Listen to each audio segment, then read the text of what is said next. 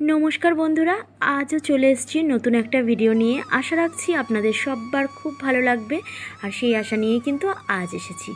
আচ্ছা, শ্রাবণ মাসে কেন সব বিবাহিত মহিলারা, সব নয় বেশিরভাগ বিবাহিত মহিলারা সবুজ রঙের চুড়ি পরেন, এই নিয়েই থাকবে আজকের ভিডিও।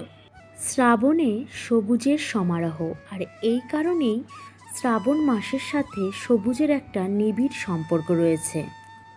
সবুজকে প্রকৃতির রং বলা হয়, তাই শ্রাবণ মাসে সবুজ পরিধান করা খুবই গুরুত্বপূর্ণ বা খুবই ভালো। প্রসঙ্গত দেবাদিদেব মহাদেব, তার কিন্তু প্রিয় রং সবুজ, আর এই কারণেই শ্রাবণ মাসে বিবাহিত মহিলাদের কাচের চুড়ি মানে সবুজ রঙের কাচের চুড়ি আর সবুজ বস্ত্র পরিধান করতে বেশিরভাগ সময়ই দেখা যায়। এই যে সবুজ রঙের চুড়ি ও বস্ত্র অনেক মহিলারাই পরিধান করেন, কিন্তু অনেকে জেনে পরিধান করেন, আবার অনেকে জানেনও না। তবে হ্যাঁ, যারা জানেন না তাদের উদ্দেশ্যেই বলছি, এই ভিডিওটি দেখুন, তাহলে সমস্ত কিছু জানতে পারবেন। তাহলে বন্ধুরা চলুন শুনে নিই, শ্রাবণ মাসে সবুজ চুড়ি পরার কারণ কি, সবুজ বস্ত্রই বা কেন পরা হয়। তাহলে এর পেছনের রহস্যটা কী আছে সেটাই আজ আমি আপনাদের সামনে তুলে ধরব। মহাদেবের আরাধনা ও উপাসনা করার জন্য হিন্দু ধর্মে এই শ্রাবণ মাসকে অত্যন্ত শুভ বলে মানা হয়। আর এই শ্রাবণ মাস হলো মহাদেবের প্রিয় মাস, আর এই শ্রাবণ মাসকে ওই জন্যই শ্রাবণকে অনেক সময় শিবের মাসও কিন্তু বলা হয়। এই জন্য আমাদের হিন্দু সমাজের সবার কাছেই শ্রাবণ মাস একটি অতি গুরুত্বপূর্ণ মাস। বিশ্বাস অনুযায়ী এই শ্রাবণ মাস হলো পূর্ণ অর্জনের একটি শ্রেষ্ঠ মাস, এই হিসাবেই কিন্তু সবাই ধরে থাকেন। শ্রাবণ মাসে শিব পুজো করলে, বিশেষ করে প্রতি সোমবার যদি কেউ ব্রত করেন, তাহলে সেই ভক্তের মনের যে আশা সেটি কিন্তু পূরণ হয়। বিশ্বাস অনুযায়ী মনে হয় যেন এই সময় মহাদেবের প্রিয় জিনিস দিয়ে যদি মহাদেবকে পুজো করা হয় তাহলে তিনি সন্তুষ্ট হন, আর যে পুজো করে তার পূর্ণ অর্জন হয়। দেবাদিদেব মহাদেব আর প্রকৃতি, এই দুজনের মধ্যেই কিন্তু নিবিড় সম্পর্ক রয়েছে, আর এই প্রকৃতি সম্পর্কিত জিনিস ভোলানাথের খুবই পছন্দ। শ্রাবণ মাসের সাথে সবুজ রঙের একটি আলাদা তাৎপর্য রয়েছে।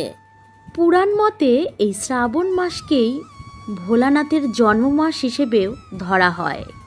এই সময় প্রকৃতি বর্ষার জল পেয়ে চারিদিক সবুজ শস্য শ্যামলায় পরিণত হয়।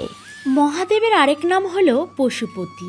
পশু পাখিরা যেহেতু পরিবেশের মধ্যে লালিত পালিত হয়, তাই পশু পাখির পাশাপাশি প্রকৃতিও কিন্তু দেবাদিদেবের খুব কাছের, আর এই প্রকৃতি পূর্ণ ও সতেজ অবস্থায় তার সবুজ রঙটা ধরে রাখে।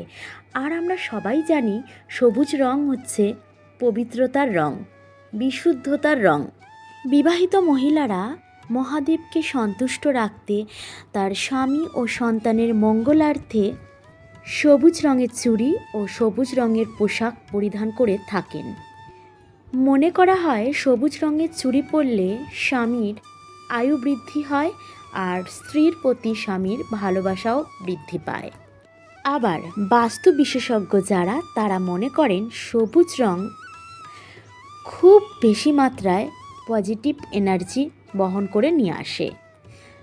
তাই দেখবেন যখন মনের দিক থেকে আপনি ঠিক থাকবেন না, মানে মানসিক যখন রোগ আপনাকে দেখা দেবে, তখন ডাক্তার দেখাতে গেলেই কিন্তু ডাক্তাররা পরামর্শ করে যে পাহাড়ে গিয়ে একটু ঘুরে আসুন।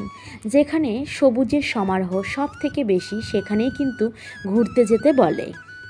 আর পাহাড়ের গা দিয়ে হোক আর ধার দিয়ে হোক, অনেক মাত্রায় সবুজ বিরাজ করে থাকে, তাতে করে যে রোগী তার কিন্তু মনকে শান্ত রাখে। তাই সবুজ রঙের মাহাত্ম্য কিন্তু অনেক।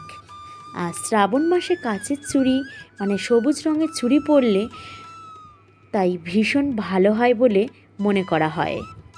ধর্মীয় বিশ্বাস অনুযায়ী শ্রাবণ মাসে সবুজ চুড়ি আর সবুজ বস্ত্র পরলে ভাগ্য আলোকিত হয়।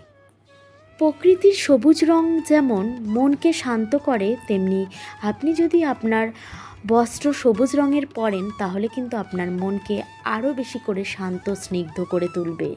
সবুজ রঙটি সুখ শান্তিও কিন্তু মানুষের মনের মধ্যে বিরাজ ঘটায় আর মানুষের হতাশারও মুক্তি ঘটায়। সবুজ রং চোখকেও কিন্তু শ্রান্ত করে তোলে।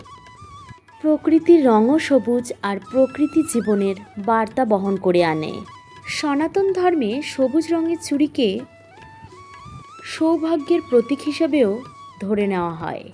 আর এই বিশ্বাসটা রাখা হয় যে শ্রাবণ মাসে সবুজ রঙের চুড়ি আর বস্ত্র পরিধান করলে ভোলানাথ আর পার্বতীর আশীর্বাদ পাওয়া যায়। বন্ধুরা, আজকের পর্বটি এই পর্যন্তই। আর আপনাদের আজকের পর্বটি কেমন লাগলো অবশ্যই কিন্তু আমাকে কমেন্ট করে জানাবেন। আর হ্যাঁ, যদি কোনো দিদি কিংবা বোন আজকের পর্বটি এখনও পর্যন্ত শুনে থাকেন তাহলে যদি বিশ্বাস হয় তাহলে সবুজ চুড়ি আপনিও পরতে পারেন। তাহলে চলুন আজকের মতো এই পর্যন্তই। আবার দেখা হবে অন্য একটা নতুন ভিডিওর সাথে। ততক্ষণ আপনারা খুব ভালো থাকবেন, সুস্থ থাকবেন।